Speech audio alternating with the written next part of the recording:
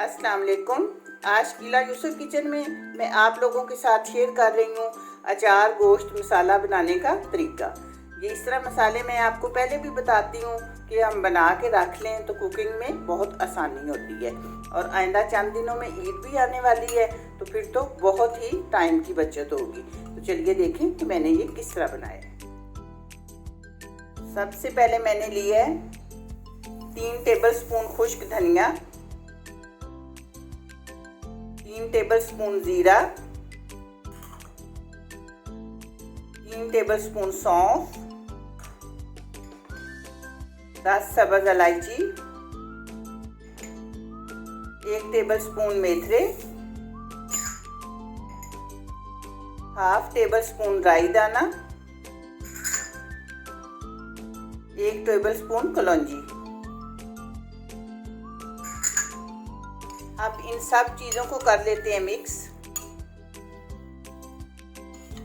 और आधा हम डालते हैं ग्राइंडर में।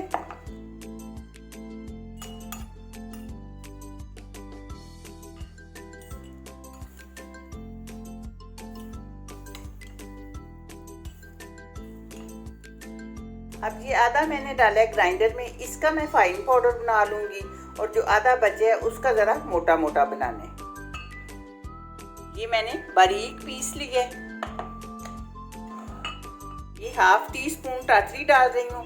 टाटरी डालने से एक तो जायका अच्छा होता है, दूसरा मसाले की लाइफ बढ़ जाती है, यानी जल्दी ख़राब नहीं होता। अब ये जो मैंने डाला है इसे मैं मोटा मोटा पीस लूँगी। ये देखें, ये मैंने बारीक नहीं किया। इसकी वजह ये है कि मेथरे, कलौंजी और राई दाने को बहुत ज़्यादा भी पीस नहीं लेते, फिर इसे मसाला कड़वा हो जाता है। अब इसमें कुछ और मसाले हैं जो हम मिक्स करते हैं। ये 1.5 टेबलस्पून हल्दी, 1 टेबलस्पून काला नमक, 1.5 टेबलस्पून गरम मसाला पिसा हुआ है ये, और 1 टेबलस्पून नमक,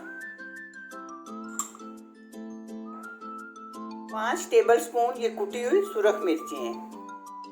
अब इन सब चीज़ों को अच्छी तरह मिक्स कर लेते हैं और अब मैं आपको बताती हूँ कि आपने ये 1 किलो में कितना यूज़ करना है। मसाला हमारा तैयार हो चुका है। अब मैं आपको बताती हूँ कि हमने ये 1 किलो में कितना डालना है।